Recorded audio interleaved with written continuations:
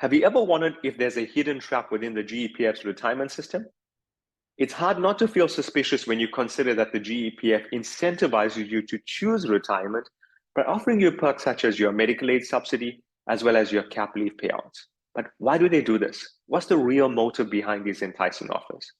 Now, before we continue, I want to make it clear that this video is not about pushing you to resign. My mission is to provide you with the information that you need to make the best decision for your future, whether it's retirement or resignation. You see, my dad was a GEPF member, and unfortunately, he did not have access to this kind of guidance when he was leaving. It ended up costing him a fortune. And that's why I've made it my life's purpose to educate fellow members like you. Now, in this video, I'll do a deep dive into the GEPF's retirement system and expose the hidden pitfalls that could be costing you a huge amount of money.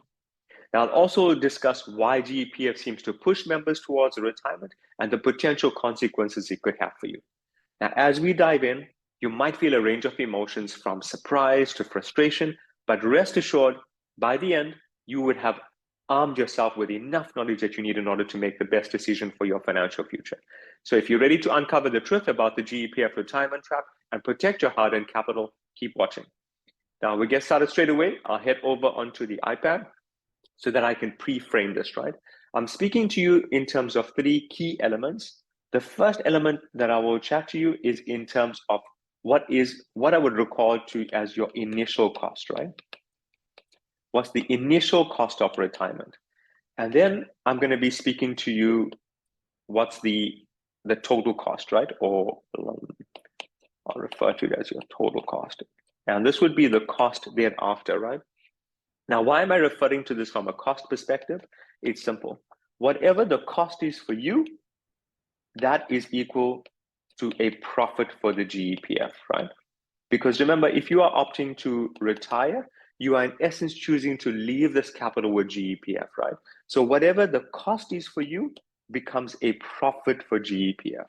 Let's get started straight away. I'm going to look at the initial cost. Now, if you have your member statement, that will be helpful. If you don't, please follow along using the statement that I have here. In fact, I want you to do that. Follow along the first time for this video, watching how I go about the calculations, just so that you understand it and it makes sense to you. You can always do it on your own thereafter.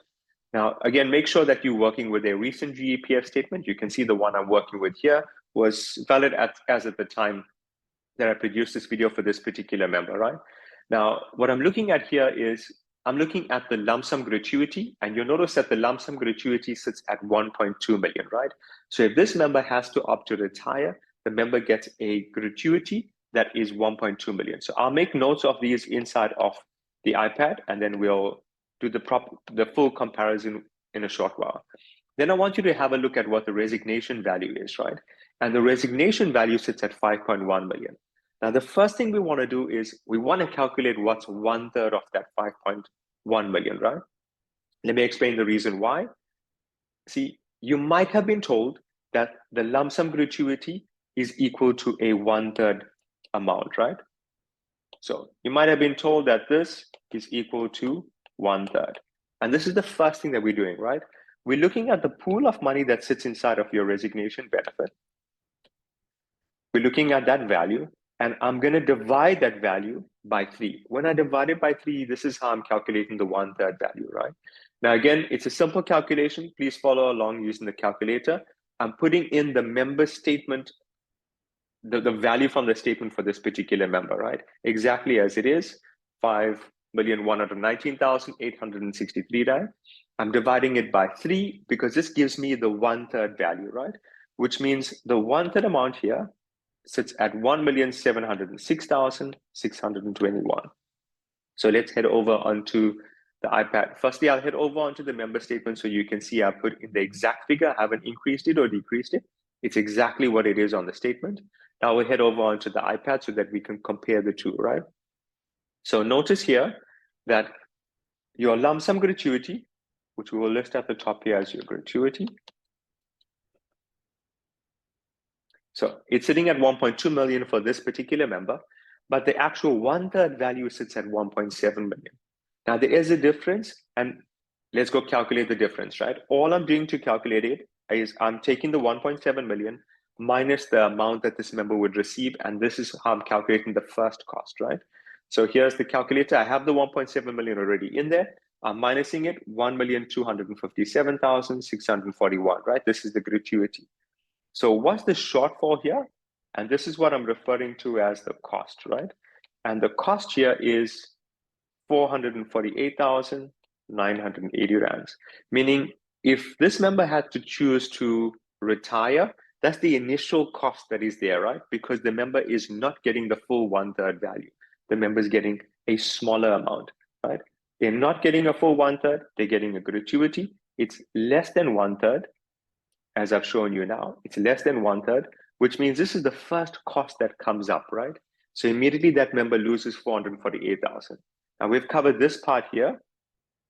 I want you to be mindful though, that when you are doing your calculation between this, please bear in mind that the retirement figure is always forward calculating, right? So just so that you understand how I'm doing this, let's just assume that you are 60 right now. Pardon me, let's assume that you are 58 right now, right?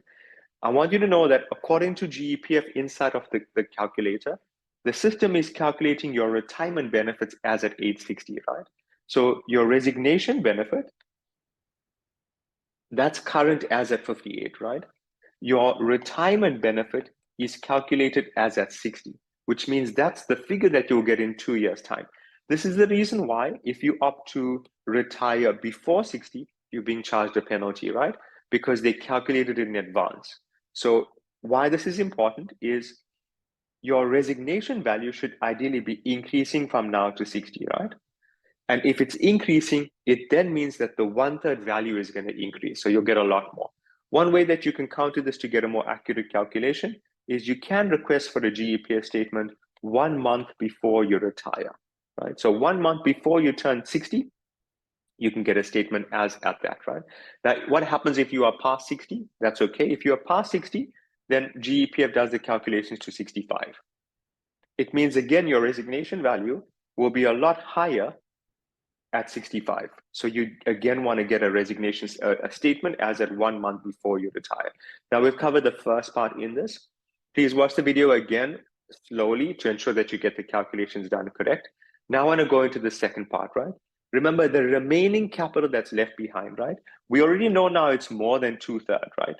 We know it's more than 2/3 because remember GEPF is not paying out the full 1/3 as a lump sum. So that remaining capital is going to be used to pay an income. And we can look at that income for this particular member and head over onto the statement. You can see it here. So the income here for this member is 28,386 rands, right? Now, what I'm doing for this calculation here, pay close attention, is I want to work out what would be the income over the next 5 years, right? Now, why am I doing that?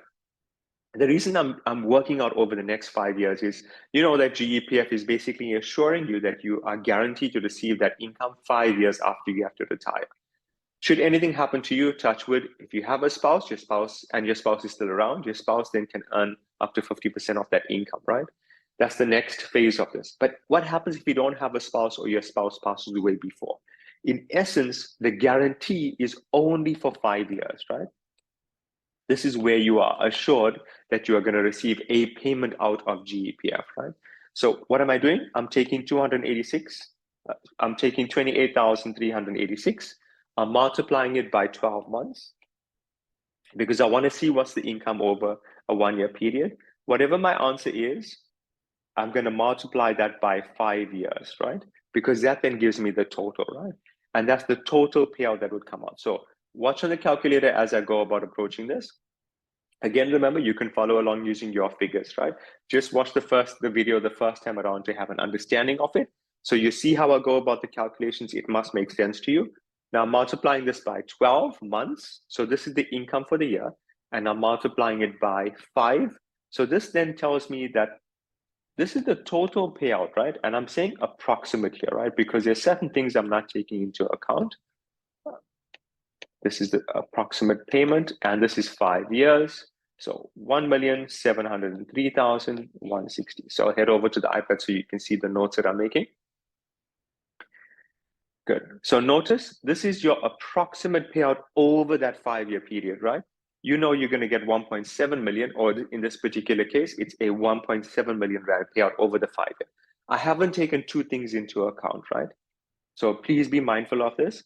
The first thing I haven't taken into account is, what is GEPF going to do with this capital? They're naturally going to invest that capital and they're going to have some growth, right? I haven't taken that GEPF growth into account, right? I'm not taking into account that they could make a profit from this and how much that profit could be. I'm not taking into account. I'm also not taking into account the annual increase, right? So remember, when we work this out, 28,386 is the monthly income. I'm not taking into account that next year the income will increase or the following year it will increase. Done. But what I want you to be mindful from that perspective is GEPF still controls that. And according to the rules, they could pay up to 75% of inflation, meaning you're not guaranteed you're going to get inflation as an annual increase. It could be less, right? Which means, again, GEPF is controlling how that increase is going to be. Now, what are we comparing this against? I want to have a look at what the resignation value is sitting at. So we're looking again at the resignation value. We know that I'm going to look at the gratuity that got paid out, so 1,257,000, and I'm going to add that to the amount that we've just calculated, right? So 1257641. Let's go work this out. So plus 1257641. Now, what am I doing in this calculation? Simple. I'm taking the total income that will be received over the 5-year period, plus the lump sum gratuity. Let me list this here for you. Because that then means this is the total payout that happens over the 5-year period, right? So let's add that up on a calculator. Again, you can follow along using this, and you can always add this up later, right? So I've got, that's the income over the 5-year period, plus 1257641. This is now the lump sum gratuity, which means the total payout that is a guaranteed payout, right, is 2,960,801. Let me put this into perspective so that you understand this thing carefully, right? It means, assuming that you are this member, this is your figures, right, that we're having a look at. You are in essence guaranteed to receive this as a payout from GEPF if you had to retire, right? How is it made up? It's made up of the gratuity. It's made up of the monthly income over the 5-year period. So you are guaranteed this if you had to retire. And what's the next step? We then want to start to look at what is your resignation value. Now, if we look at the resignation value, as I saw in this member statement, it sits at 5,119,863. Now, there is a difference, right? So let's go calculate what that difference is. I'm back on the calculator here. I'm taking the resignation value, 863, minus from that, 2,960,801, exactly what I've calculated. Now, this here is what this shortfall that I'm calling here, 519062. I hit you over onto that. It's a bit technical today, I know, in this video, but bear with me, we're almost to the end. Right? So if you notice here, what I've calculated, this is the actual profit, right? So I'm saying profit that GEPF could make, very loosely, because remember, I've made a lot of assumptions with how I came about this. But in essence, just looking at this through a straight line, this is what GEPF could gain if you happen to pass away within 5 years and you had these figures, right? Now, this figure could be higher because remember, GEPF would invest this capital, they could make a profit. It could be a bit lower, right? Let's say they invest terribly and they make a huge loss on your investment, right? It's okay because you're able to get the capital still coming through. But let's say at the end of it, they happen to make a huge loss and they're just left with R1 million. It still means that R1 million is what they're gaining here, right? Now, if you multiply this by the number of members within GEPF, you can see why the fund is so huge, right? Why it's gotten to the value that it is. So this video is all about empowering you with the information that you need, again, to make that decision of retiring and resigning. Naturally, resignation has its own challenges, which I'll share in another video. But from this perspective, I want you to comment below. Does this help give you perspective?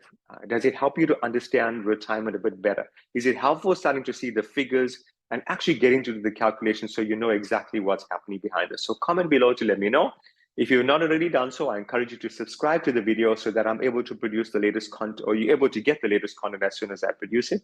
And remember to give me a thumbs up sign if you found the video to be helpful. I'll see you in the next video.